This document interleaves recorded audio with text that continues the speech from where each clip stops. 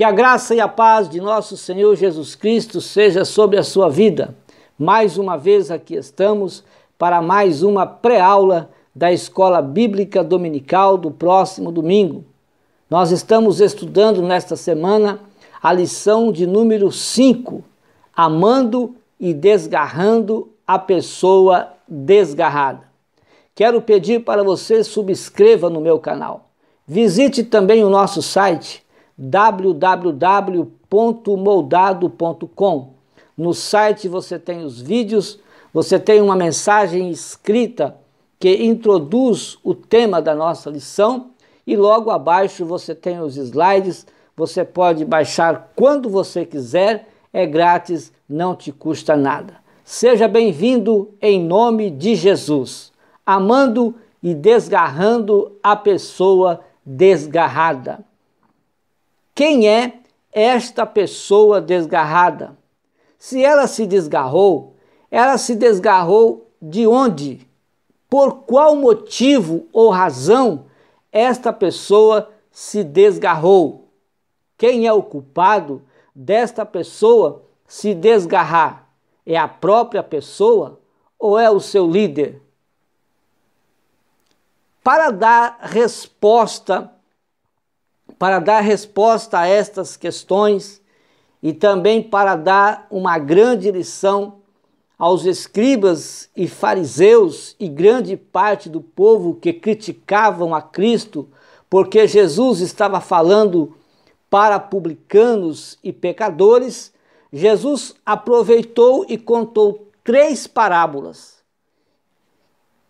E usando estas parábolas como lição, como ilustração, ele trouxe um só ensino para dar uma lição nos escribas e fariseus e naquele povo, e também nós a recebemos para nós, para a nossa vida diária, para o nosso ministério, como andar como Cristo andou, como fazer como Cristo fez, como amar como Jesus amou aqueles que estão perdidos, aqueles que estão desgarrados do aprisco, aqueles que estão longe da casa de Deus. Então, Jesus estava pregando para publicanos e pecadores. Os publicanos eram os coletores de impostos. O termo publicano referia-se a uma função pública que eles exerciam. E se eles exerciam uma função pública, aí vem o termo publicano. Eles eram encarregados de cobrarem os impostos do povo. Os publicanos, normalmente, eles eram vistos como ladrões e roubadores, porque cobravam um valor e apresentavam outro ao governo. Ou seja, eles cobravam um pouco a mais e aquele a mais eles embolsavam, e por isso o povo os chamavam de ladrões ou de roubadores. Havia 2 classes de publicanos. Os romanos, eles eram chamados de equitadores ou equitador ou equitator, uma classe maior e mais distinta. A outra classe mais inferior era a classe formada pelos judeus que moravam nos bairros e nas vilas judaicas. Em resumo, os publicanos eram condenados pelos fariseus e eram condenados também pelo povo. Jesus também estava conversando com os pecadores. Quem eram os pecadores? Falamos agora de quem eram os publicanos. Mas quem eram os pecadores? O termo pecadores refere-se às pessoas imorais ou que exerciam atividades que os escribas consideravam incompatíveis com a guarda da lei de Deus. Talvez Jesus estivesse falando das prostitutas, pessoas imorais. Uma antiga regra rabínica sustentava que ninguém deveria se aproximar e muito menos ensinar pessoas deste nível. Eram estes os pecadores para quem Jesus estava pregando o reino de Deus. Por causa disso, os fariseus e os escribas, ou os mestres e os doutores da lei, eles começavam a murmurar, ou seja, falar mal de Jesus em voz baixa, dizendo que Jesus conversava e comia com os publicanos e pecadores. Jesus então aproveita esta oportunidade e ensina por meio de 3 parábolas, trazendo uma grande lição para aqueles homens, lição que nós retemos também para a nossa vida. Aqueles homens se achavam melhores do que os demais. As parábolas, mesmo ensinando coisas tão diferentes, as 3 parábolas, mesmo ensinando coisas tão diferentes, elas apontam para uma mesma verdade e, consequentemente, era o mesmo ensino. As três parábolas, elas tinham muitas coisas em comum. Alguma coisa sempre vai ser perdida. De 100 ovelhas, uma é perdida. De 10 dracmas, uma foi perdida. E os 2 filhos, um se perdeu. Nas 3 parábolas, os donos sempre vão à procura dos seus pertences perdidos. Na parábola da ovelha perdida, o pastor deixa as 99 no aprisco ou no curral das ovelhas e vai em busca da ovelha que se perdeu. Na parábola da dracma perdida, a mulher deixa as 9 dracmas guardadas e diligentemente ela procura no chão da sua casa a dracma que se perdeu. Na parábola do filho pródigo, o pai ele não vai em busca do filho perdido, mas ele o espera todos os dias à sua volta, até que um dia ele olha e vê o seu filho que volta para casa. Então o pai vai ao encontro do filho, abraça aquele filho, perdoa aquele filho, traz aquele filho para casa novamente, coloca sandália nos seus pés, coloca vestes novas e um anel no seu dedo. E então ele chama os seus servos para comemorar a volta do filho perdido. O último detalhe que aparece nessas 3 parábolas é a alegria demonstrada em encontrar aquilo que estava perdido. Por exemplo, na parábola da ovelha perdida, o pastor se alegra com seus amigos e com seus vizinhos, porque ele encontrou a ovelha que estava perdida. Na parábola da dracma perdida, a mulher também, quando ela encontra a dracma ou aquela moeda que se perdeu, ela convida suas amigas e suas vizinhas para comemorarem juntas a dracma que havia se perdido.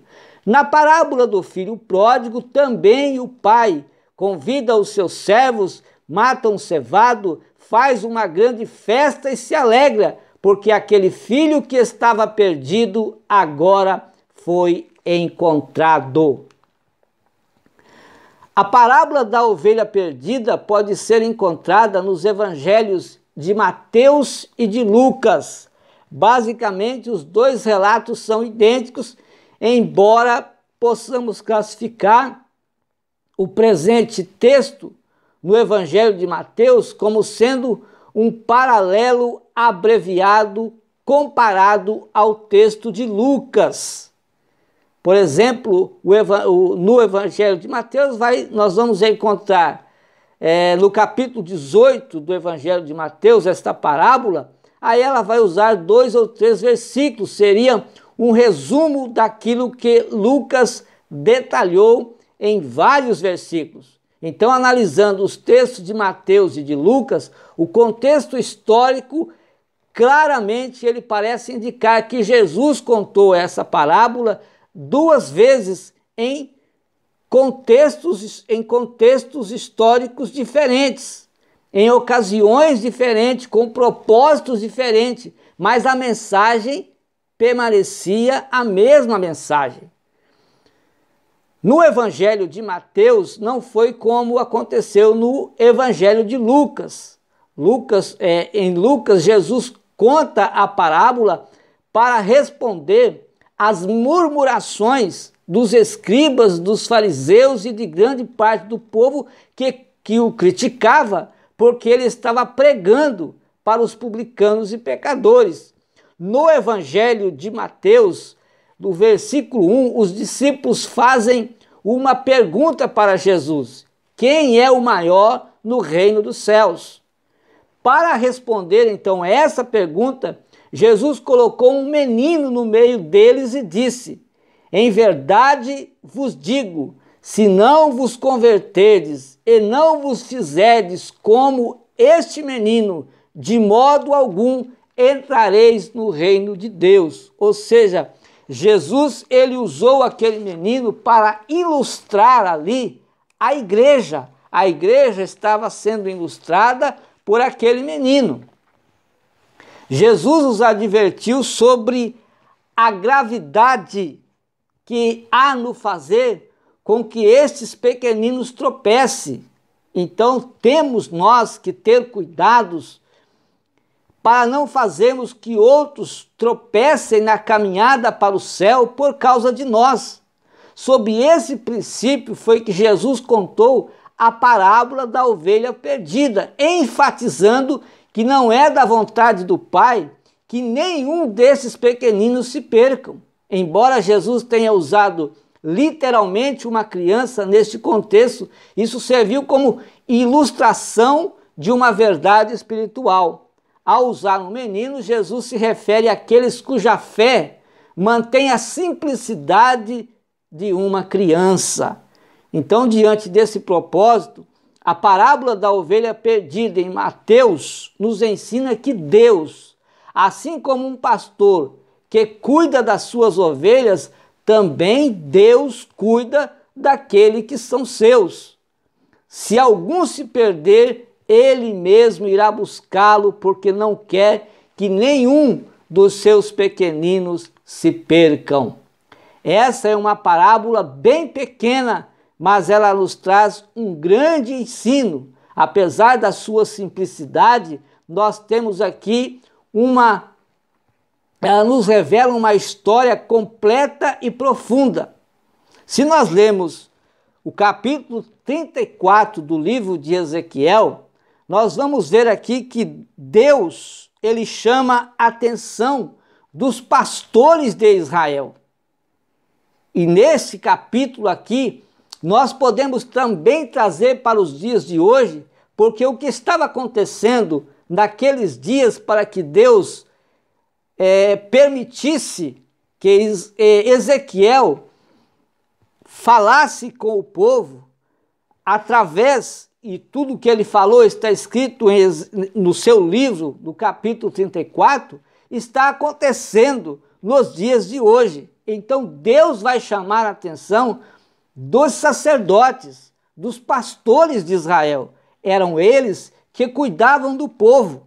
No versículo 2, Deus diz que eles estavam apacentando a si mesmos, ou seja, eles estavam cuidando dos seus próprios interesses.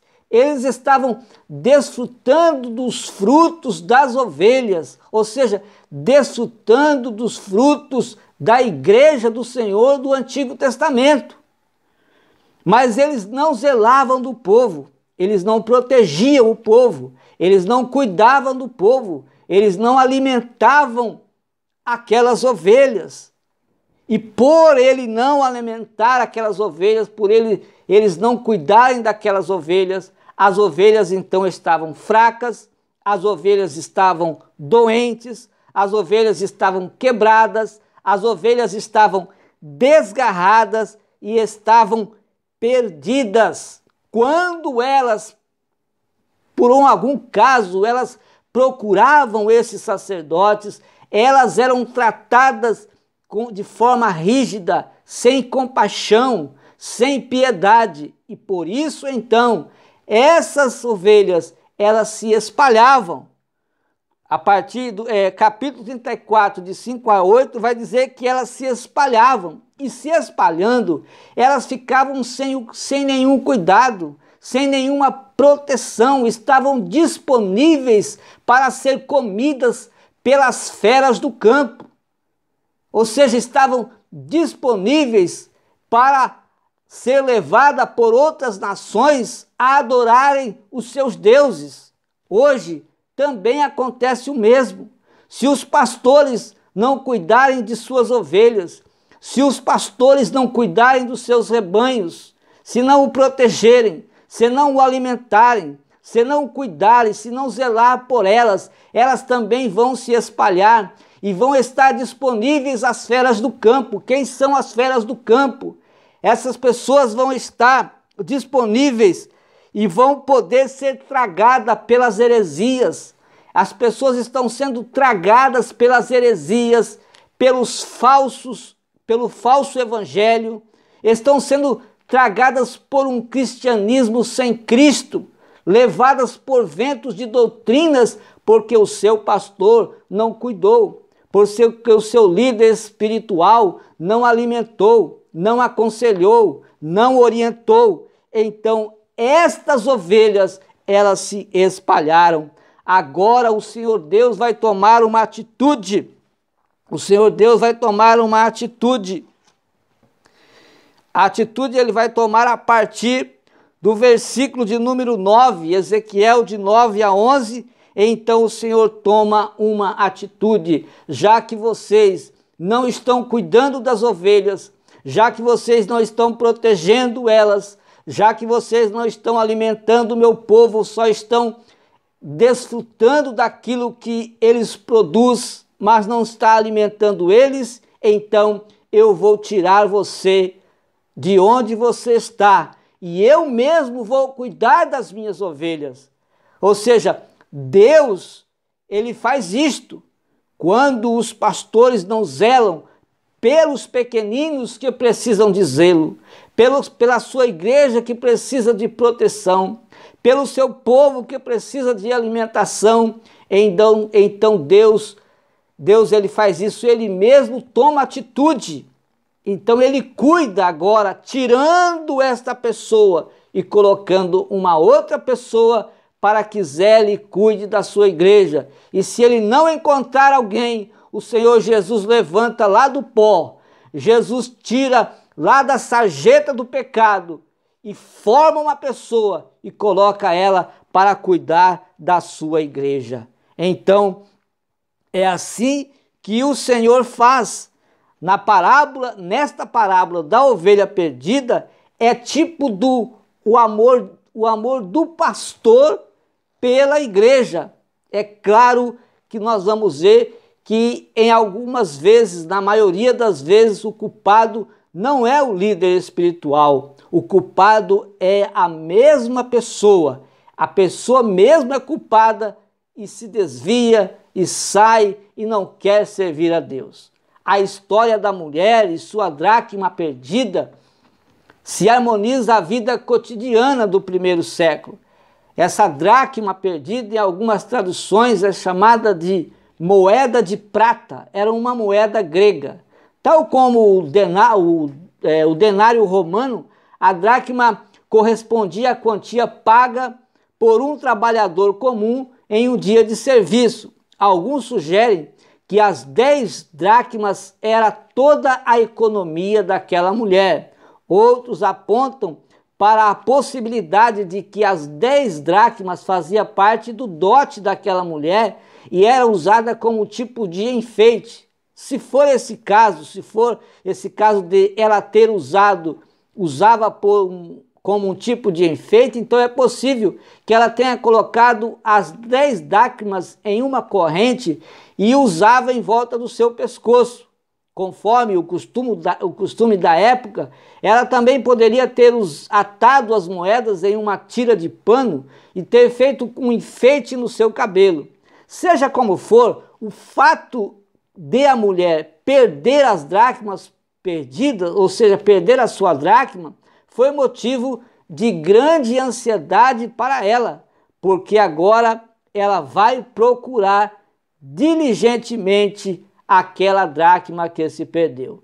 Jesus também fala que aquela mulher, ao procurar a dracma perdida, ela vai acender uma lâmpada. Isso indica provavelmente que Jesus estava utilizando como pano de fundo para a sua parábola uma típica casa de uma pessoa de classe pobre. Essas casas eram bem pequenas, tinham o peso de terra batida, não havia janelas. Às vezes os construtores deixavam algumas pedras na parede próximo ao teto. Isso servia para permitir a ventilação no interior da casa. Entretanto, tais aberturas de ar não era suficiente para a iluminação adequada da casa, nem durante o dia e muito menos à noite. Mesmo durante um dia de sol, a casa permanecia escura. Assim fica evidente a dificuldade que havia na procura de algum objeto pequeno que caía naquele chão de terra. Mas a mulher, ela vai em busca da moeda que se perdeu. Na parábola, com a ajuda de uma lamparina, então essa mulher varre a casa, em todos os cantos da casa, ela procura com diligência até que ela consegue encontrar a sua dracma perdida. E quando ela encontra a sua dracma perdida, ela deseja repartir a sua alegria com as suas amigas. Bom, a parábola das dracmas perdidas, ou da dracma perdida, é o tipo do amor da igreja pelas almas. É o tipo do amor da igreja pelas almas. A igreja ama almas. A igreja de Jesus Cristo ama as pessoas que estão perdidas, que não têm salvação. E a igreja está em busca das almas perdidas. A igreja de Jesus está cumprindo a ordem que Jesus deixou de ir em busca das almas que estão perdidas. Em Atos capítulo 5, versículo de número 42, e todos os dias no templo e nas casas não cessavam de ensinar e de anunciar a Jesus Cristo. Então a igreja primitiva, que iniciou em busca das almas, pregando o evangelho, anunciando a salvação à procura de alguém que está perdido, para que viesse se arrepender dos seus pecados. E então a igreja leva aos pés do Senhor Jesus Cristo aquela alma que está perdida. A igreja está procurando diligentemente em todos os cantos do mundo, por todas as casas, em todos os lugares, as almas que estão perdidas. A parábola do filho pródigo é uma das parábolas mais conhecidas entre os cristãos e é uma parábola que sempre nos traz mensagens gloriosas e nós nos alegramos, ficamos felizes, nos alimentamos com as lições, com os ensinamentos, com as pregações desta parábola. Essa parábola está registrada apenas no Evangelho de Lucas, capítulo 15, versículos 11 a 32. No capítulo 15 do Evangelho de Lucas, nós temos o registro de 3 parábolas, então. Esse é o capítulo da ovelha desgarrada, da dracma perdida e do filho que se foi. Mas também esse é o capítulo da ovelha recuperada, da dracma encontrada e do filho que voltou para casa. Mas ainda esse é o capítulo onde o pastor busca a ovelha. A mulher procura diligentemente a sua dracma perdida ou a sua moeda de prata, e onde o pai aguarda pacientemente o retorno do filho que se foi ou do filho que se perdeu. A palavra pródigo, originalmente, transmite um sentido de extravagância descuidada. Na aplicação original, pródigo é aquele que age de uma forma extravagante além dos limites. É por isso que em nosso idioma o significado de pródigo pode ser esbanjador, gastador, como também pode ser generoso, magnânimo e abundante em distribuir. Vale dizer que o título Parábola do Filho Pródigo não foi divinamente inspirado. Isso significa que esse título não conta no texto original do Evangelho de Lucas, sendo então esse nome atribuído a esta parábola tempos muito depois. Talvez esse nem seja o título mais apropriado para esta parábola, pois a parábola é muito mais sobre o pai do que sobre o filho. Por este motivo é que alguns estudiosos de hoje em dia, ao longo do tempo, eles preferem chamar também essa parábola por parábola do pai que espera, ou parábola do pai pródigo, também amor pródigo para o filho pródigo. Quando Jesus contou a parábola do filho pródigo, ele estava cercado por publicanos e pecadores que se reuniam ali para ouvir a Jesus. Mas estavam ali também escribas e fariseus e algumas pessoas, ou uma grande parte de pessoas que também ali estavam, para criticar a Cristo, porque ele pregava para publicanos e pecadores. Os publicanos eram os cobradores de impostos, os judeus, que estavam a serviço do Império Romano. Eles eram vistos pelo povo como traidores que extorquiam os próprios irmãos.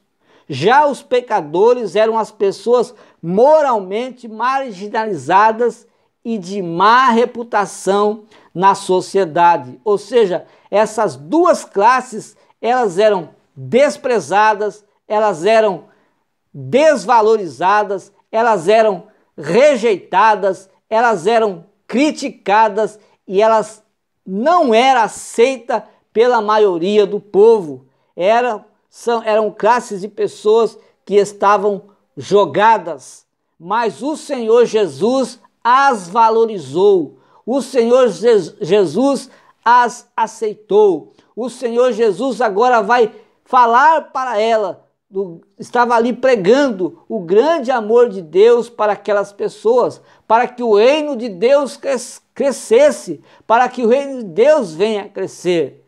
Quem sabe hoje nós vemos muitas pessoas hoje também nessa mesma posição, nessa mesma classe, estão vivendo à margem da sociedade, criticada pela sociedade, são marginalizadas, são criticadas, são pessoas desvalorizadas pela sociedade, rejeitadas pela sociedade, mas a igreja do Senhor Jesus, como ama o perdido, assim como Deus ama o perdido, a igreja também ama, porque o amor de Deus está derramado no coração da igreja. A igreja está indo buscar essas pessoas e trazer para os pés do Senhor Jesus.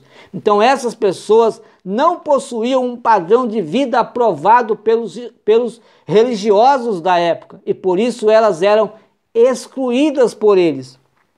Aos judeus era recomendado que evitassem ao máximo ter contato com essas duas classes de pessoas. Na verdade, os rabinos nem mesmo ensinavam tais pessoas. Agora, Jesus fazia diferente. Jesus contrariava os escribas e os fariseus com os seus ensinos. Contrariava a religiosidade hipócrita, a tradição hipócrita daqueles judeus que criticavam as pessoas que estavam jogadas na sarjeta do pecado.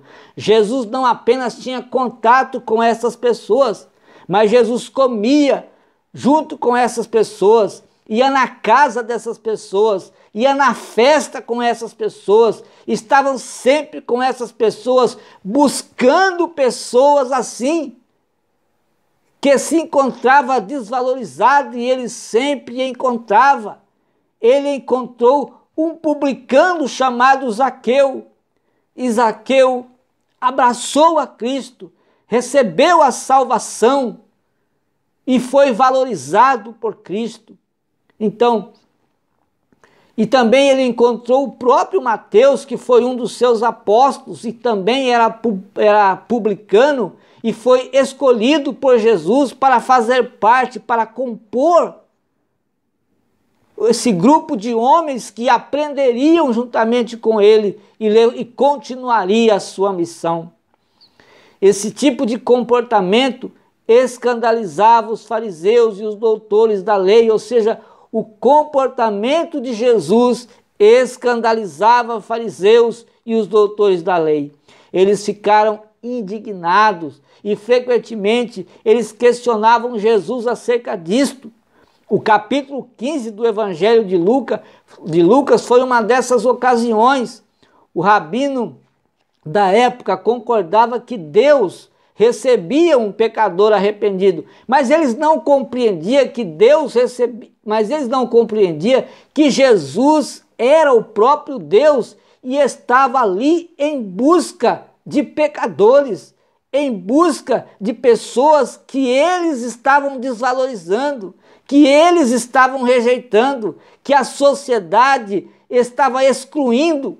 As 3 parábolas, inegavelmente, transmitem uma mensagem central: o extraordinário amor de Deus pelo perdido.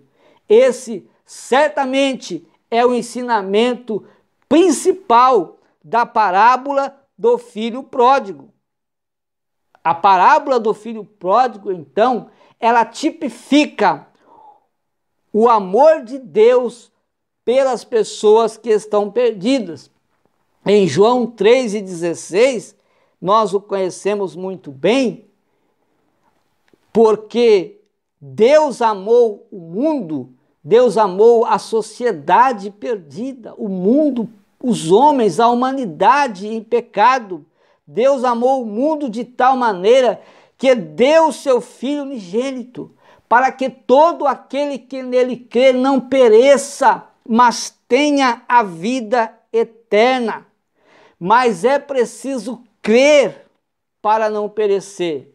É preciso crer para não ser condenado. É preciso crer para ser uma pessoa salva, para ter a vida eterna. Aqui nesse mesmo capítulo, logo abaixo, no versículo 18, Jesus diz assim: aquele que crê no Filho não é condenado, mas quem não crê no Filho já está condenado. E por que está condenado? Porque não crê no nome do unigênito Filho de Deus. Então, o propósito de Deus para a humanidade caída já vinha de longos séculos. Quando Adão caiu, Deus fez uma promessa em Gênesis 3:15, que ele levantaria um, e este um, ele nasceria da semente da mulher e pisaria na cabeça da serpente. Então, Jesus Cristo nasceu, e na cruz do Calvário, Jesus venceu a morte, Jesus venceu o mundo, Jesus venceu o inferno, Jesus venceu o diabo. Na cruz do Calvário, o Senhor Jesus Cristo morreu pelos nossos pecados. E com a sua ressurreição ao terceiro dia, ele garantiu para nós a vida eterna.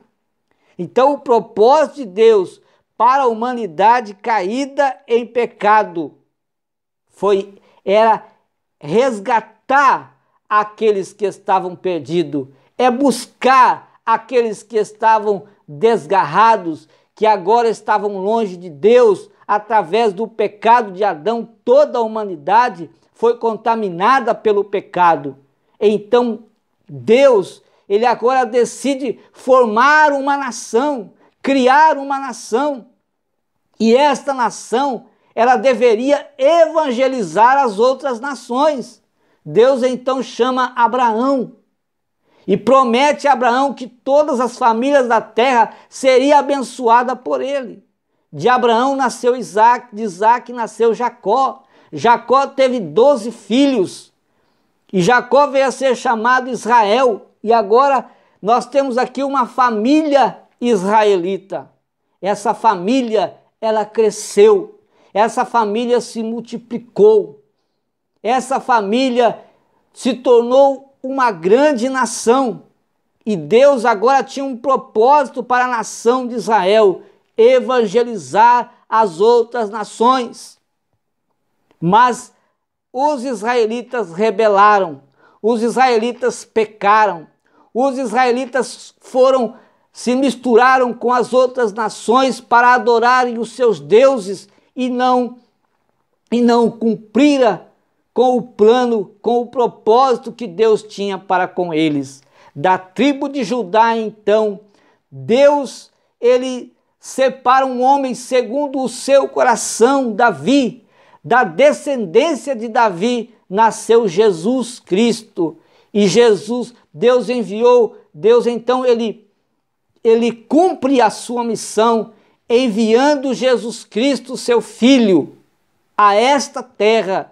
E Jesus Cristo aqui na terra, ele cumpriu também a sua missão. Ele morreu pelos nossos pecados. Mas antes de ser assunto para o céu, Jesus Cristo deixou uma ordem para a igreja, para que a igreja continuasse a obra que ele havia começado e consumado na cruz do Calvário. Agora a igreja deveria continuar com esta missão. Mas o Senhor Jesus não deixaria a igreja sozinha para cumprir a sua missão. Então, o Senhor Jesus enviou o Espírito Santo. O Espírito Santo desceu sobre aqueles quase 120 que estavam reunidos no cenáculo.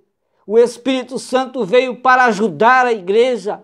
E então Pedro se levanta, cheio do Espírito Santo, e prega o Evangelho. E quase 3.000 almas, convencidas pelo Espírito Santo, através da pregação evangelística do apóstolo Pedro, aquelas pessoas se arrependem e se decidem servir ao Senhor Jesus Cristo. Foi a inauguração da igreja. Era o amor de Deus derramado no coração da igreja. Era o amor de Deus, assim como Deus estava amando o perdido pecador, a igreja também começou a amar, começou a pregar, começou a falar com a ajuda do Espírito Santo. É por isso que a igreja precisa do Espírito Santo para cumprir a sua missão. Sem o Espírito Santo, jamais a igreja cumprirá a sua missão de pregar o Evangelho, de anunciar a salvação, de fazer crescer o reino de Deus nesta terra. Mas o Espírito Santo também tem uma missão para ser cumprida. Em João 16:8, Jesus Cristo disse que o Espírito Santo é quem convence o homem da justiça, do juízo e do pecado. Então, o Espírito Santo tem a missão de convencer o pecador. Mas para que o Espírito Santo convença o pecador, é necessário que a igreja pregue o Evangelho. Então, aí é que o Espírito Santo precisa da igreja para cumprir a sua missão. E junto com o Espírito Santo, a igreja vai cumprindo esta missão de falar do amor de Deus, de pregar o Evangelho e de trazer para os pés de Cristo aqueles que se desgarraram da igreja, aqueles que se afastaram por algum motivo, por alguma razão, eles se desviaram da casa de Deus, saíram e estão no mundo, mas a igreja está buscando essas pessoas e trazendo para os pés de Cristo, como aqueles também que não tiveram ainda uma oportunidade de conhecer com mais intimidade o amor de Deus. A igreja também está trazendo os perdidos cumprindo a ordem de nosso Senhor e Salvador Jesus Cristo: ide por todo o mundo e pregai o evangelho a toda criatura. Então, amados e queridos irmãos, é o momento, sempre foi o momento.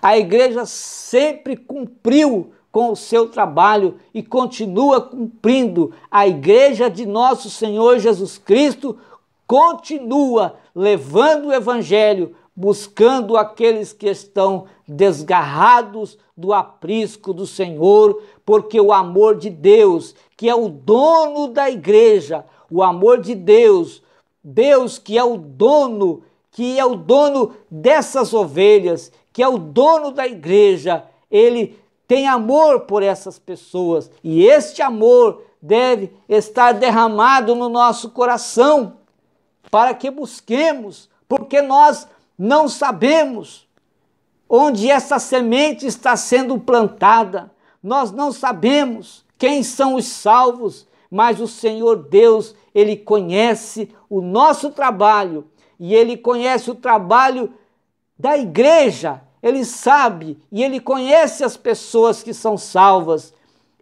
É invisível, nós não podemos ver, mas o Senhor conhece onde estão os seus escolhidos. Ele sabe onde estão aqueles que estão sendo achados, encontrados e estão recebendo a salvação.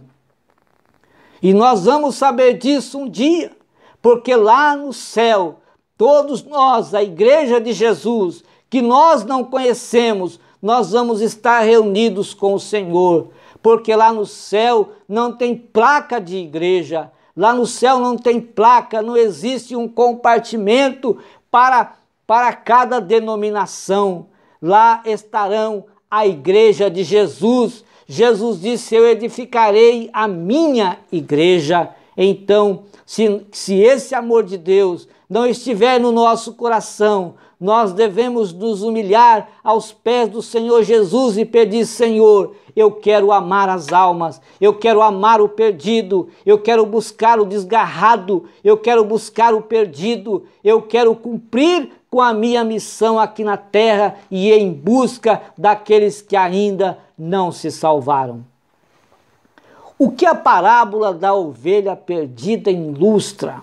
Esta parábola, que também fora contada em outra ocasião, ela ilustra a busca pelo perdido. É o que nós acabamos de falar. O que designa o termo dracma? O termo dracma designa uma moeda grega que era compatível ao denário romano, valor que era equivalente a um dia de salário de um trabalhador agrícola. Na condição de perdidas, do que todas as pessoas precisam? Na condição de perdidas, todas as pessoas precisam de salvação. As perdidas precisam de salvação.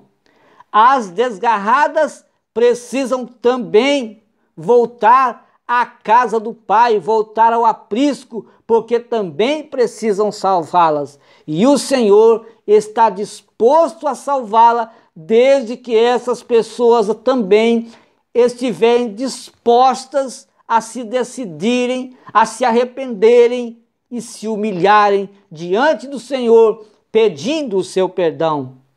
O que é preciso para que a nossa alegria seja completa? Para que a nossa alegria seja completa, precisamos da alegria do Senhor, porque Ele é a nossa força.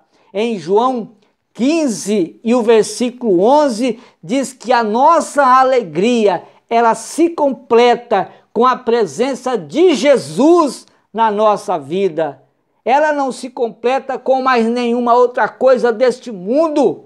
Ela não se completa com dinheiro. Ela não se completa com nada deste mundo. A nossa alegria, ela é plena e ela se completa com a presença de Deus na nossa vida, com a presença de Jesus no nosso coração. Neemias 8:10 diz então que a alegria do Senhor é a nossa força. Se nós temos a alegria do Senhor, nós temos força para vencer o pecado. Se nós temos a alegria do Senhor, nós temos força para vencer a carne. Se nós temos a alegria do Senhor, nós temos força para vencer este mundo. Se nós temos a alegria do Senhor, nós temos força para vencer o diabo, para vencer as heresias, para vencer o falso evangelho, para vencer esse cristianismo que não tem Cristo, mas nós propagarmos um cristianismo com um Cristo que salva, que perdoa e que transforma o perdido pecador.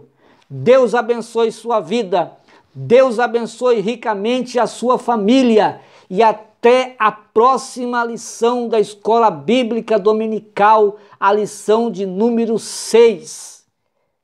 Não perca na sua congregação a Escola Dominical. Participe, Deus irá ricamente abençoar a nome de Jesus.